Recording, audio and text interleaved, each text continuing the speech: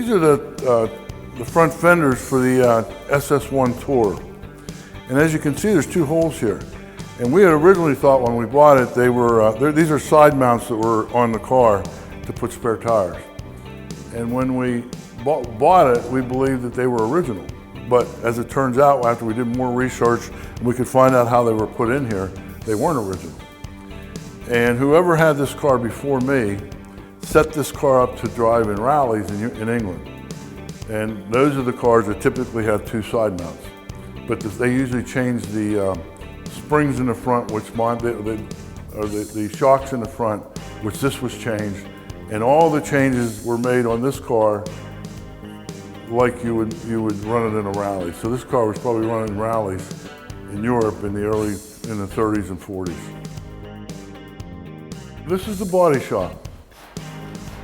And what we have in here right now, what Troy's working on, is the body for that Bentley we saw when we come in. And this is on what they call a rotisserie. And this will turn around. So you can see what we're doing is the underside right now. Most people would never even touch the underside. When we're done with this underside, it'll look as good as the top does. As you can see from these pictures on the wall, this is what the car looked like before we started. Now most of the metal work's done on this car. We just have to do now the fine work and finish off the exterior of the car. Most early Bentleys and Rolls Royces had aluminum skins on them. This car has a steel frame. This is steel here. With the skin, this is aluminum. So you don't find any rust on the skin. But if you walk around this car, this was where all that rust was in here. This was almost nothing here. All these were gone. And if you look at the interior of this was all rusted out, and we have repaired all this. Now we're in the process of doing the finish work to it, and when we prime it and paint it, it'll look like it's brand new. This particular car, you can see this rail here. It has like a wheel that runs on there, and the spare sits there. So when you want to get the spare out, it actually swings the whole way out of the car. It's kind of a unique thing. And if you saw any of the other cars, all English cars have a toolkit. This is where the toolkit goes for this particular car. If we look at this piece over here, this is actually the dash portion of the SS1 Tour. And what this will do, this is the skin for it. And in here, this will be all wood frame the whole way around. And then we'll have a wood frame here for the dash. And then the firewall out here is a wood frame also that will be made, where the battery and everything sets in the firewall going into the engine. And we'll actually put this back on it. When we put it on it, it'll actually go onto a wood frame. When they made these, they made the wood frame and then they actually beat the metal like this on top of the frame. So there's no two of these alike. I mean, if you tried to, these weren't made in some factory where they made it identical, because they had teams that worked on these and they made each one as an individual one. So they're not going to be the same measurements, they're not going to be the same size, and so you do everything as you start on the way up.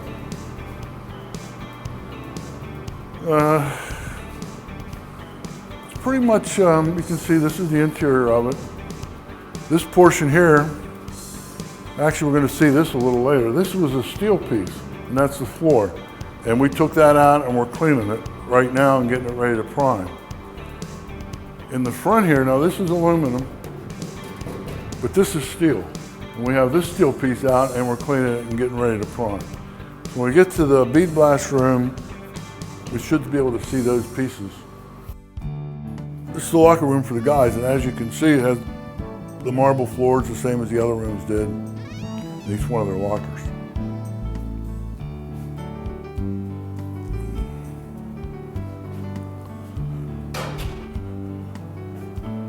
This room is the bead blast room. This is where most of the parts are cleaned. And they're cleaned with a a bead blasting system or a walnut shell blasting system.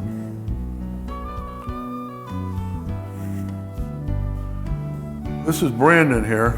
He's been bead blasting for a long time.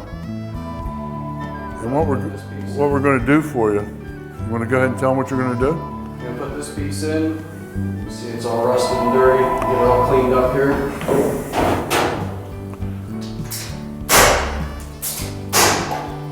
What he's doing is he's bead blasting the part to get to clean it and get the stain of the rust and any oil or grease or imperfections that will be on the piece. If you look back here while he's cleaning that, this is a housing for a transmission. And this side has been bead blasted over here, and this is what we started with. This hasn't been done yet. Okay, Brandon's finished with that piece, so we'll see what it looks like after it's done being cleaned. You saw the rusty piece. This is what it comes out like when we clean it.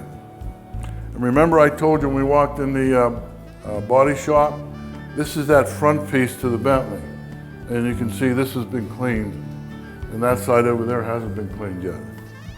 So this area in here is clean, and you can see over there that hasn't been cleaned. But the next step after this is we'll prime it, and then we'll do all the body work to it, and then we'll paint it the correct color. And I think this is actually a tan color when we're done. Now what we're going to do with this gets plated with nickel. So we're going to go into the plating room in here. Here we see Wayne at the plating room, and what we're going to do is plate this with nickel. And you'll see what it comes out like after it's done, ready to be put on the car. Now this is electrolysis. This is heated to about 180 degrees or something like that. 113. Huh? 113 on this one. 113 on this one. Here's our electric source. I think we use about 6 volts. And what there is there's a nickel plate on this side and a nickel plate on this side, and one's positive and one's negative, and it will draw the nickel to the piece that's actually in here. Okay, now here's the piece. It's already done. Now he's going to clean it up here. That's rinsing. Basically the bath in here is a mixture, a little bit of there's battery acid and a mixture of different brighteners and chemicals. So that's what it'll look like when it goes back on the car. And you remember when I showed you, we come in and when I showed you that chassis and I said there were grease lines and they were the smaller lines? Well, here's a grease line. Now these are actually copper. And what we'd do is bead blast these, then we'd polish them, and then we'd put them in and do the nickel plating. So here's what you'd start with, and here's what it come out like. And this is what goes on the car. Here's another one that goes on the car. Again, what you start with and what goes on the car. Now when you do these platings, you can put brighteners in to make them brighter. Nickel, you can make it look like chrome. You can get it so bright. Or you don't leave it in as long and don't put as many brighteners in the solution, and this is what you come out with. So you may be looking for different finishes depending on what the car originally had on it. This is a part, this is a hinge, I believe, isn't it? A hood latch for another car, and this would have looked rusty and the same as you saw on the other ones. Here's some clips for wires that would all rusted up. Probably looks something like there's anything sitting here. Yeah, that'll look something like this before we started. And then they end up looking like that. These will, if we clean these and do them, they'll look like they're brand new. That's why what we do is if we have an original bolt and nut on a car, we actually reuse the original bolt and nut. We clean them and then we replate them, so when they're on there they look like they're brand new, although they are the original bolt from 50 or 60 years ago. When you see the cars and you look at the engine bays, most of those engines look like there's chrome. The only one that is chrome in that whole floor down there is the 62 Thunderbird. The rest of them are all aluminum. And we polish the aluminum and it looks like chrome. And that's what we do here. These are polishers. Here's a wire wheel to clean some of them originally. You can see there's a small polishing wheel, other polishing wheels. And this is where we actually polish them. Most of the trim these days, or in those days even, on a car, other than the bumpers, was stainless steel. And stainless steel can be polished to look like chrome. So any of the stainless steel parts that we have, we actually polish here also, and we polish them to look like chrome.